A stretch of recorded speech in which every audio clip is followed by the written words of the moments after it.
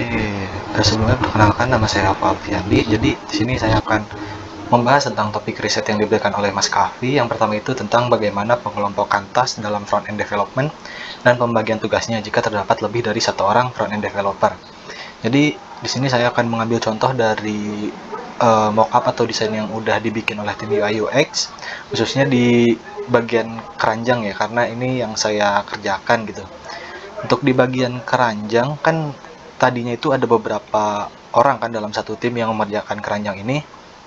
Terdapat ada sedikit bentrok di bagian, kan bagian sini nih yang list-list yang bakal di checklist atau item-item yang bakal dipilih terus bakal ditampilin di sini kan. Di sini tuh agak sedikit bentrok. Kenapa? Karena kalau misalkan for example gitu, kita kerjain yang ini dulu. Misalkan si developer B mengerjakan bagian ini, terus developer A ngerjain bagian ini. Nah, mau nggak mau kan si developer B ini harus nungguin kerjaan yang si developer ini A ini selesaikan, karena kalau misalkan developer B yang ngerjain duluan itu bakal bentrok. Kenapa? Karena ini posisinya kan di kanan ya. Kalau misalkan si developer B ini udah selesai ngerjain, terus si developer A baru ngerjain, kemungkinan ini layoutnya bakalan berubah gitu. Misalkan tiba-tiba bisa ke kanan atau ke bawah atau ke atas. Jadi untuk pembagian tasknya menurut saya, kalau misalkan untuk per orang lebih baik mengerjakan satu page. Kayak misalkan developer A saya ngerjain keranjang, terus yang lainnya ngerjain pengaturan. Kenapa? Karena kalau misalkan dalam satu page gini kan bentroknya lebih tinggi gitu.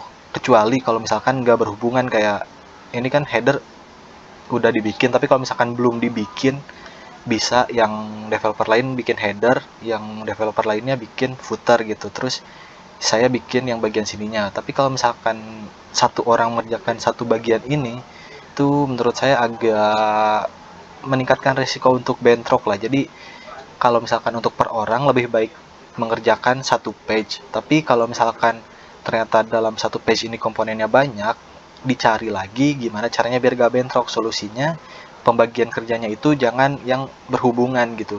Ini header sama bagian ini kan gak berhubungan, jadi ini bisa dibagi tiga gitu. Terus misalkan lihat di contoh lain lagi, di bagian ini juga misalkan kalau misalkan headernya belum dibikin, tapi kan header ini universal ya, misal karena bisa dipakai di mana aja, mungkin ya ini headernya dibikin satu orang dan bisa dipakai di banyak orang. Terus yang di bagian sini juga mungkin bisa dibikin oleh satu orang aja sih di bagian page ini, karena ya tadi takut bentrok. Misalkan bagian sini udah dikerjain, bagian sini belum, terus pas mau ngerjain bagian ini ternyata layout yang di sini berubah gitu kan. Jadi lebih baik satu page itu untuk satu orang jika memungkinkan.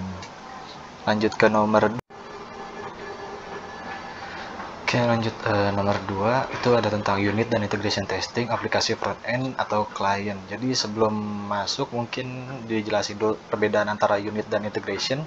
Kalau misalkan unit testing itu dia bakal ngecek komponen per komponen. Untuk lebih mudah paham, analoginya kayak misalkan ada, saya kutip dari video ini, misalkan ada sebuah pabrik mobil, di mana pabrik mobil itu kan awalnya nggak ngebikin langsung plug jadi mobil kan, tapi dibikin komponen per komponennya. Bisa bikin kacanya dulu untuk pintu, terus nanti bikin joknya, terus nanti bikin mesinnya, atau bikin ya dibagi-bagi per komponen, terus nanti dicek melalui ya misalkan istilahnya quality apa gitu, saya lupa.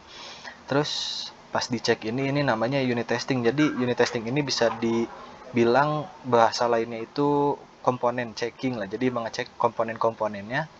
Terus ada beberapa keuntungan dari unit testing, itu mudah untuk di maintenance karena ya kan per komponennya itu bakal dicek satu-satu kan. Jadi kalau misalkan ada kerusakan atau ada bug di dalam sebuah program, itu bisa dilihat komponennya gitu. Jadi nggak secara keseluruhan, tapi diceknya per komponen-komponennya, jadi lebih gampang untuk di maintenance, bener.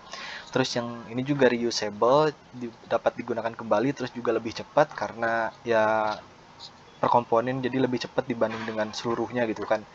Terus ini bisa mudah untuk di debugging juga. Nah, setelah proses unit testing ini langsung masuk ke proses integration testing kan. Nah, di integration testing ini dianalogikan kalau misalkan di pabrik mobil itu, setelah misalkan pintunya udah jadi, mesinnya udah jadi, joknya udah jadi, itu bakal dirakit kan. Nah, setelah jadi proses perakitan itu, pas dicek itu namanya integration testing. Jadi kalau misalkan menurut opini saya, kalau misalkan di dalam program itu setelah komponennya jadi, kayak misalkan komponen-komponen di sini kan ada komponen ini nih yang bagian sini, terus ada komponen ringkasan belanja juga. Nah, kalau misalkan udah jadi, terus kan antara ini dengan yang ini tuh kan bakal berintegrasi kan. Kalau misalkan ini di checklist, nanti bakal muncul di sini. Ini di checklist bakal muncul di sini. Nah, ini namanya integration testing. Jadi berurutan antara unit testing. Setelah unit testing selesai, di sini misalkan udah nggak ada bug lagi atau udah nggak ada error, lalu disatukan, diintegrasikan. Nah, setelah diintegrasikan itu, kalau misalkan mau dicek, namanya integration testing. Nah, untuk unit testing sendiri atau komponen testing sendiri itu bisa dilakukan secara otomatis gitu. Kalau misalkan secara otomatis, saya nemu namanya itu Jest. Sebenarnya ada banyak, cuman kalau misalkan dari yang saya lihat di YouTube juga ada dari videonya apa gitu, Academine, lupa. Terus merekomendasikan yang pertama itu Jest. Nah, kebetulan di Jest ini kan kita pakai React kan, React dan Next.js. Di sini juga si Jest ini udah mumpuni lah untuk melakukan unit testing itu. Di sini bisa dilihat juga. Di sini ada dokumentasinya juga atau ada API-nya juga. Jadi untuk unit testing bisa pakai ini. Lanjut ke nomor 3. Nah, yang nomor 3 itu ada RESTful API. Cara kerjanya gimana kedua aplikasi berbeda klien atau front end dapat terhubung dengan server atau backend. Di sini saya pakai gambar sederhana. Contohnya misalkan ini server kan. Terus dari server ini dia bakal ngirim ke dua platform yang berbeda antara mobile apps dan web apps. Nah, di server ini ada yang namanya RESTful API. Jadi si mobile apps ini bakal nge-get atau nge-fetch API yang namanya di sini tuh modelnya itu RESTful API. Kalau misalkan zaman dulu kan mungkin ada CRUD ya, yang create terus delete terus apalagi saya lupa kalau misalkan di RESTful API juga ada ada post dan ada get. Kalau misalkan get itu dia dari dua klien ini cuman nge-get data doang dari si servernya. Kalau misalkan post itu dari dua klien ini dia bakal ngirim data ke server. Kalau misalkan contohnya dari mobile apps dia bakal ngirim data. Kalau misalkan di web yang kita bikin itu misalkan mau ngirim data belanjaan apa aja yang kita beli. Kalau misalkan itu post, kalau misalkan get itu cuma nerima contoh-contoh item barang yang dijual aja gitu dari server.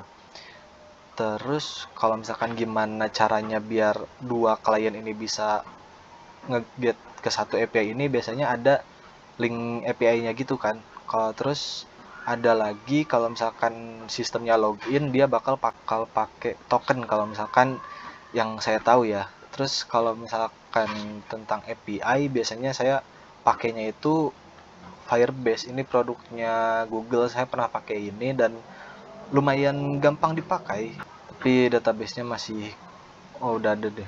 Saya kira udah kehapus waktu itu. Nah, di sini ada kalau misalkan mau bikin username sendiri bisa di sini. Ini kan untuk bikin username ini bisa pakai metode post kan. Terus kalau misalkan mau nampilin barang nanti di sini tinggal nambahin data aja, data barang-barangnya terus nanti bakal di get. Nah, ini link untuk nge-fetch API-nya ada di sini. Ini harusnya disensor sih nanti, ya udahlah. Terus di sini kalau misalkan mau autentikasi pakai akun juga bisa. Misalkan tinggal get started. Jadi nanti kalau misalkan mau login pakai Gmail atau apapun juga bisa pakai sini nih. Di sini ada banyak, ada Google, Facebook, Playgame, Microsoft, Twitter, Yahoo, Apple, GitHub dan masih banyak lagi. Jadi Firebase ini udah cukup lah kalau misalkan mau memakai REST API. Oke, jadi sekian, kurang lebihnya mohon maaf.